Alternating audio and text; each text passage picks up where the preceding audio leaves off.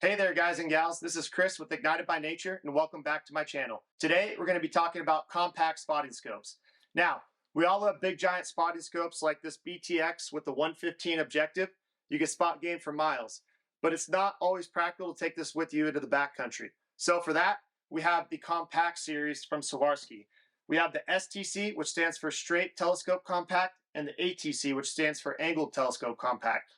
Both options are great options for in the field, but which one is right for you? Let's find out.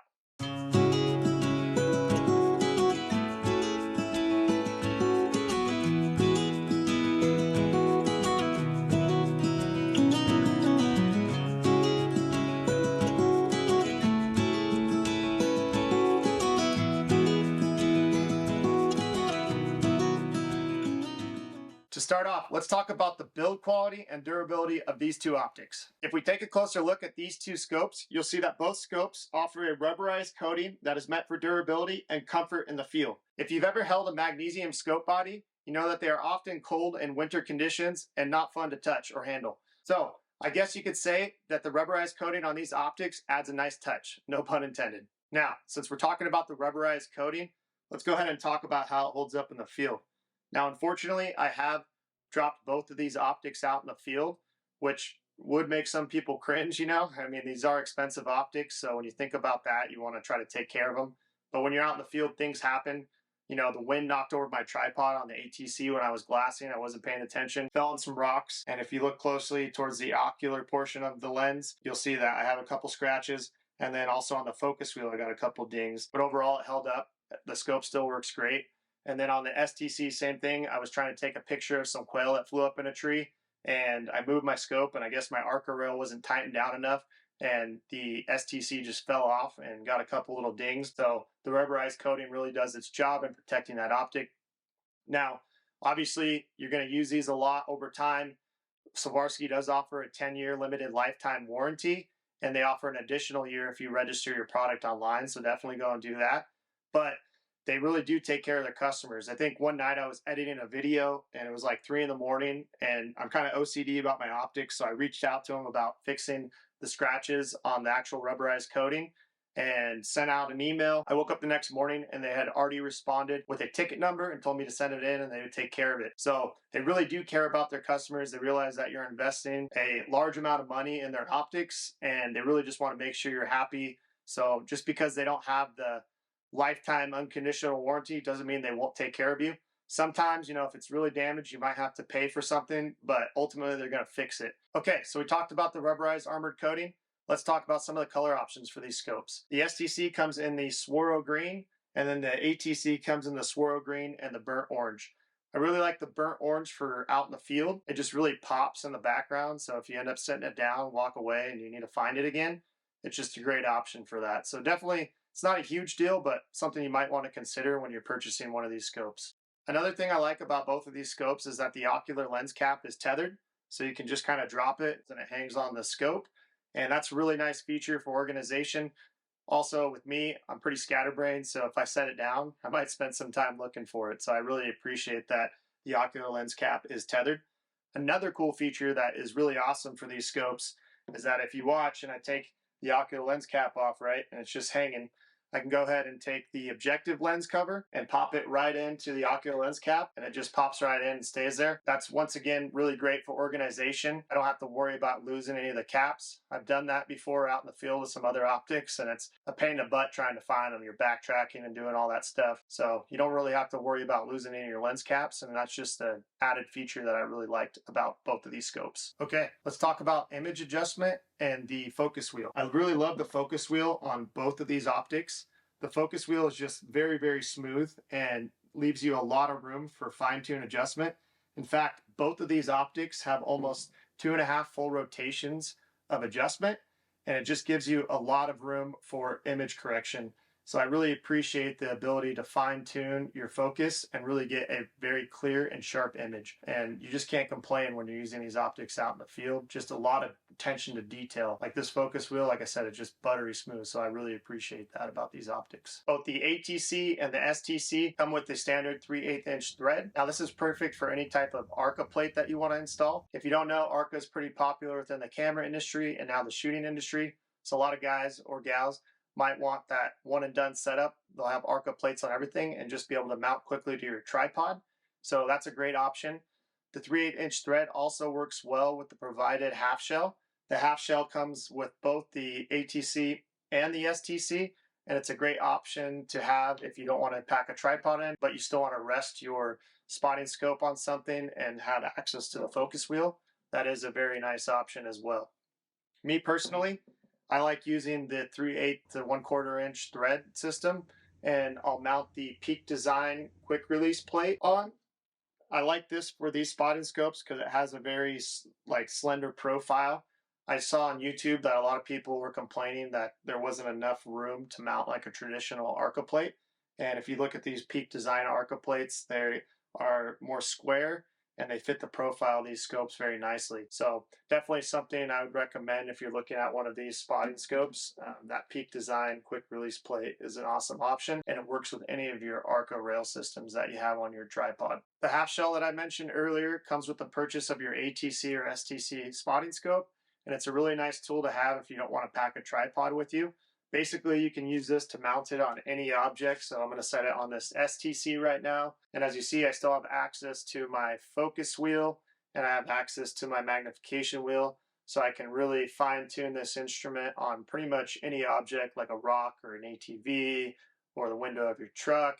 And you can get pretty stable and actually zoom in on your target and get a clear image. One downside to the half shell would be if you're wanting to digiscope. For digiscoping, you're definitely going to want a tripod because it's pretty shaky. If you take a look at this image, you can see me trying to film some elk. I'm just setting the STC on my window and I get a pretty good image at 17 power, but as I zoom in, you can see it starts to get really shaky. So if you're going to want to do any digiscoping and take video or photos, you're definitely going to want to take a tripod with you. But if you don't care about photos or video, and you just want something lightweight and versatile, add this half shell and you'll be able to be out in the field and get quick looks at things without having to set up a tripod. So it's a really nice feature to have with you and gives you kind of multiple options when you're out in the field. Okay, so now that we've talked about some of the key features of these scopes, let's go ahead and talk about each scope in particular. First off, let's talk about the STC. The STC has a straight body design and in general is just more intuitive. You can just point this scope at something and acquire the target really fast. Another thing is tracking. When you're tracking a moving target, so if you're a birder or something like that, and you're tracking animals that move fast, this is going to allow you to track that animal a lot better. It's just more intuitive to use and just way better for tracking. Another thing I noticed is that this scope in particular fits better in most backpacks, especially if you're going with a day pack, like you're just packing in somewhere to watch some animals or do some wildlife viewing. This is going to fit in your backpack a lot easier. Particularly in my Swarovski BP backpack, it just slides into the spotting scope pocket on the side. And then in my K4 2200, same thing, it just slides right in. So that's a really nice added feature of the scope. It's also, it's a little bit longer than the ATC. It's 11.2 inches. And it weighs 2 pounds, 2.4 ounces. So it's like 0.2 ounces heavier than the ATC. Now let's talk about the ATC spotting scope. The ATC spotting scope has an angular design and is not as intuitive to use for many users. It's an awesome scope if you're wanting to actually share the scope with people. You can set the scope up and walk away from your tripod, and that other person can walk right up and still get that image. So that's something that's very nice. Also, it's more comfortable when you're glassing for a long time. You can kind of get a better position. Sometimes with the STC, you got some weird angles that you have to get at to get the view. But overall, the ATC is going to be better if you're looking at sharing this with a group of people. I'm a solo hunter and, I do a lot of digiscoping, so I prefer the STC, but for a long time I used the ATC. And then when I started using the STC, I grew to like that more just because of its packability and ease of use. Also, I'm not one to sit behind a spotting scope. I like to use my binoculars a lot and use the spotting scope to verify. So the STC is a better option for me. But if you like to sit behind your spotting scope and just glass, with one eye open, the ATC is going to be a better option for you. It's also a little bit more compact. It weighs 2 pounds, 2.2 ounces, so it's just a smidge lighter than the STC. And then it's also 10.2 inches long versus 11.2. So you save an inch there, but then you have this angular profile and that's a lot harder to fit in like a day pack. Another thing I wanted to add real quick is that I found that if you're going to use the half shell, I really like the half shell on the ATC, especially when you're driving in the truck. You can roll down your window and literally just set it on the window frame and you get a real stable image. Versus on the STC, you have to have a window mount. You can't just set it on the top of the glass as I showed you earlier. You really don't get as stable as an image. So the ATC is going to be a better option for the half shell, and that's what I found. As we mentioned earlier, both these scopes have excellent durability and excellent fog proofing and weatherproofing, so you don't have to worry about these things, getting water inside the lenses or anything like that. They're just really well made. Now let's talk about what truly matters, the optical performance of both these optics. The eyepieces on both the ATC and the STC are designed to be ergonomic and user-friendly. If we pop these caps off, you'll see that both have twist-in eye cups, so you can twist in and out. If you're an eyeglass wearer, you're going to want to twist these all the way in. And then if you're not an eyeglass wearer and just you don't have eyeglasses, then you're going to want to twist these all the way out and adjust as needed for the best image. Another thing I really like about the eye cups is that they have 20 millimeters of eye relief, and that's going to be great because in general, you want at least 16 millimeters of eye relief, and that 20 millimeters of eye relief makes it really great for end users who wear eyeglasses, and then also in general for any users. These scopes are also built off the ATX and STX model spotting scopes.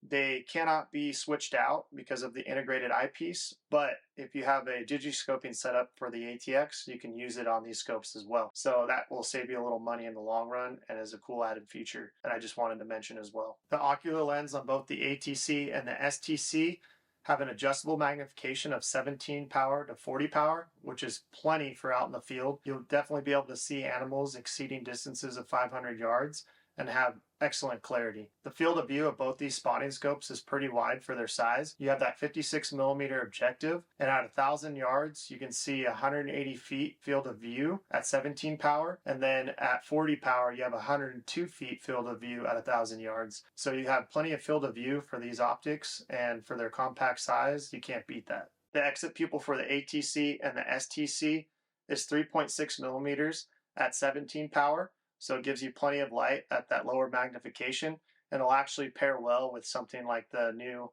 14 by 52s coming out, or even if you're rocking the 8 by 32s, which has a 4 millimeter exit pupil, you're not going to see a big change in light when you switch between optics. Okay, so we talked about the exit pupil at 17 power. Now if we zoom all the way in to 40 power, you're going to have an exit pupil of 1.2 millimeters, so that image is going to get a little darker.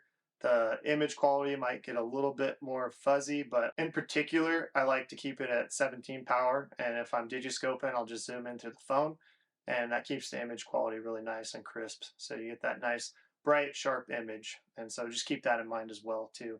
Adjusting the magnification will also lower the exit pupil and make your image quality just a little bit more darker. Field flattening lenses on both these optics give you sharp, distortion-free images and really ensure that you have edge-to-edge clarity throughout the whole optic. And that's something that you're going to notice with these high-quality optics made by Swarovski, is that you're going to have edge-to-edge clarity throughout the image. And on a lot of cheaper optics, you'll have a very clear center, but as you move to the edges, it's going to become kind of blurry, and you don't get that with these optics. So that field flattening lens technology is an added benefit, and it's really going to make you stay behind the glass longer and not give you as much eye fatigue. High definition lenses with fluoride coatings ensure that the image is free from chromatic aberrations and also results in a high contrast image that is bright in color and true to image. Coatings such as Swarovski and Swarovski on these lenses reduce image glare, enhance light transmission, and also protect your lenses from abrasions and scratches. So it's very nice to have those premium coatings on these optics, and you can ensure that your optic is going to be safe and work well in any condition. Also, Swarovski is another coating that they add, and that ensures that you're able to easily shed water, dirt, and any kind of other materials that might scratch your lenses. So we pretty much talked about everything now. Let's look at some of the use case scenarios and see how these optics perform in the field. I'll give you a couple examples of using these optics in different situations, and we can kind of see how they perform, and we can look at the overall image quality of these optics. This first video, I filmed a moth on the side of my house, and I just wanted to show the level of detail and quality that this glass provides on these optics.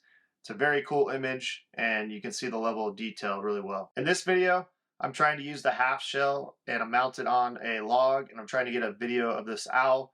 As you can see, I'm having a hard time keeping it stable. I'm zoomed in all the way at 40 power, but I'm still able to take that video. Okay, in this clip, you see it's about midday. It's between 5 and 6, so it's pretty bright out, and I'm getting an ultra clear, bright image of these elk feeding out in the pasture. In this next image, you'll see that I'm filming some elk, and it's closer to about 8 p.m. It's in the springtime, and you can see the image is clear, but it's a little bit darker. In this next image, I'm filming close to dark. It's actually the last 22 minutes of light, and you'll see me come in and out. I'm kind of checking the tripod and the spotting scope, making sure everything's good. But ultimately, you'll see as it gets darker, the image starts to change. The image quality just becomes a little bit more fuzzy, but you can ultimately still make out the shapes of the elk. You'll see here in a second, it's going to be about pitch black, and you can still make out the elk pretty well and see them just sitting there, and then you'll see an elk come in and start to feed. And at this point, it's pretty much dark, and you still can make out the shapes of those elk. So that's pretty cool.